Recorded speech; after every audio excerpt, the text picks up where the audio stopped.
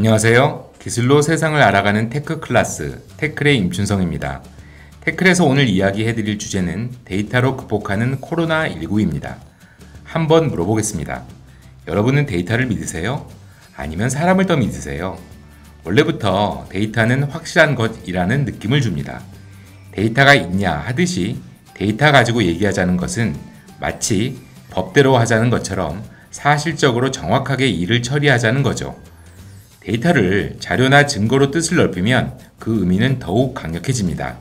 자료가 많아질수록, 증거가 많을수록 데이터의 효용은 강화됩니다. 많아지는 데이터, 그것도 엄청나게 많아지는 데이터, 믿지 않을래야 믿지 않을 수 없는 데이터, 그러한 데이터의 시대가 되었습니다. 2008년 구글은 독감 트렌드라는 서비스를 공개했습니다. 사람들이 독감에 걸렸을 때 검색하는 연관 단어를 바탕으로 독감의 발병을 예측하는 서비스죠. 이 서비스가 미국 질병통제예방센터보다 더 빨리 독감 유행을 예측한다면서 매우 큰 관심을 모았습니다. 하지만 2009년 세계적으로 유행한 신종 인플루엔자 예측에 실패하고 2013년에는 실제 독감 발생률보다 2배 높은 예측치를 발표해 논란이 되었습니다. 결국 구글은 2015년 서비스를 종료합니다. 하지만 이게 정말 데이터의 실패일까요? 오히려 구글의 독감 트렌드는 흩어진 데이터를 바탕으로 전염병에 조기 대응할 수 있다는 실마리를 보여준 사례로 확고히 자리 잡았습니다. 중요한 건 구글 독감 트렌드를 통해 데이터의 수집과 분석 과정에서 어떤 것을 걸러내고 또 넣어야 하는지가 선명해지고 있다는 것이죠. 실제로 데이터를 바탕으로 한 팬데믹 대응 시스템은 계속 진화하고 있습니다. 캐나다의 인공지능 의료 플랫폼 회사 블루닷은 2019년이 저우는 마지막 날 12월 31일 코로나19 발병과 그 확산을 선포합니다. 세계보건기구와 질병통제예방센터보다 앞서서 예측한 것입니다. 그들은 이미 2016년에 브라질에서 발병한 지카 바이러스가 미국 마이애미로 퍼질 것을 미리 경고하기도 했습니다. 블루닷은 사스 발병을 지켜봤던 의료진이 창업한 회사입니다. AI를 활용해 전 세계 질병 관련 뉴스 데이터를 수집합니다. 매일 분석하는 정보량이 65개국에 10만 건에 달한다고 하네요. 또 바이러스 발병지와 확산 경로를 추적하기 위해 지역별 기후, 온도, 가축의 건강 상태 데이터뿐 아니라 심지어 비행기 운항 정보와 항공권 발권 데이터까지 분석 대상으로 삼습니다. 그런데 여기서 블루닷이 배제한 데이터가 있습니다. 그것은 SNS를 통한 정보입니다. 구글 독감 트렌드가 매우 중시했던 데이터죠. 실제 결과에서 오류가 대폭 줄었으니 뭐라 할 말은 없습니다. 의료 분야에서 데이터의 기승은 위용을 떨치고 있습니다. IBM이 개발한 인공지능 왓슨은 수백만 편의 의학 논문과 제약 특허, 수억 명의 환자 데이터, 수백억 장의 의료 이미지 데이터를 학습했습니다. 인간 의사와 비교할 수 있을까요? 암 진단 분야만 해도 모든 암에 대해 90% 이상의 정확도를 자랑합니다. 사람 의사는요, 평균 잡아 80% 정도라 합니다. 폐암은 50% 수준이고요. 알파고가 이세돌을 꺾을 당시 알파고는 3천만 건의 대구 기보를 학습한 상태였다 합니다. 사람으로 치면 1000년에 해당하는 시간의 학습 분량입니다. 엄청나게 많아진 데이터와 엄청나게 좋아진 데이터 기술 앞에서 사람의 한계는 극명하게 보입니다. 데이터와 데이터 분석, 그리고 데이터 기술은 자연스레 인공지능으로 이어지죠. 이쯤에서 그만하고 이 중요한 주제에 대해서는 다음 기회에 말씀드리겠습니다. 데이터와 사람을 1대1로 비교할 수는 없죠. 그 모든 데이터는 우리 사람을 위해 작동하는 것이니까요.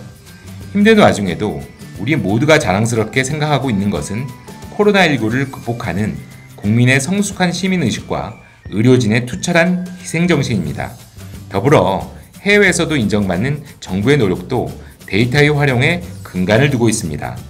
대표적인 데이터의 노고는 질병관리본부가 운영하는 코로나19 역학조사 지원 시스템에서 엿보입니다.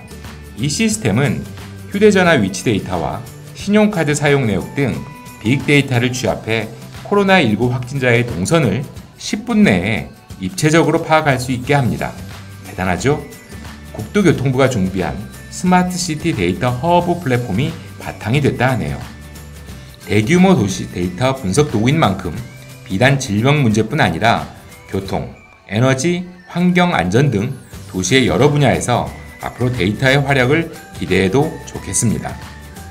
확진자 동선을 제공하는 코로나 맵과 마스크 판매처와 재고를 확인할 수 있는 마스크 맵도 있습니다. 이들은 정부가 제공한 공공 데이터를 활용하여 일반인들이 자발적으로 만든 것들입니다. 이 대목에서 기억해야 할 포인트가 있습니다. 이제 거대한 데이터를 누구나 활용할 수 있는 시대에 가까워졌다는 거죠. 정부는 정책적으로 국민들이 적극적으로 공공 데이터를 접근하고 또 사용하길 바라고 있으며 데이터 3법 제정에 따라 가명 정보 사용이 가능해지면서 올해는 특히 다양한 데이터의 활용 방안이 등장할 것으로 기대되고 있습니다. 물론 코로나19 대응을 위한 데이터 활용에도 정부가 애쓰고 있습니다. 한국데이터산업진흥원은 코로나19 감염병 분야 치료약 또는 관련 서비스 개발을 하려는 이들에게 데이터 구매 비용을 지원합니다. 한편 기업 또는 대학이나 연구기관에게 관련 연구를 위한 데이터 구매 및 가공 비용도 지원하고요. 이제 큐레이션 차례입니다. 지금까지의 내용을 비교적 짧은 시간 내에 보완하게 해주는 정보로 골랐습니다. 앞선 블루닷과 구글 독감 트렌드 얘기를 쉽게 영상화한 자료로 SBS, 스브스 뉴스를 추천합니다. 영어 영상이긴 하지만 데이터를 통한 바이러스 예측에 대한 일반적 시사점으로는 짧은 테드 영상이 있습니다. 전염병 데이터를 활용하여 전 세계 각국이 어떻게 연대하고 대처해야 하는지 기본적인 발상을 제안합니다. 공공 데이터의 중요성과 활용에 대한 자료는 행정안전부 영상이 무난합니다. 혹 공공 데이터의 기술적인 개념을 원하면 캐나다 구엘프 대학의 동영상에서 애니메이션으로 소개한 오픈 데이터의 속성으로 이해할 수 있습니다.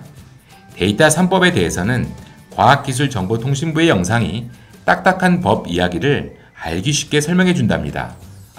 그리고 코로나19 관련 정부의 데이터 지원 사업은 데이터산업진흥원의 사이트를 보시면 됩니다.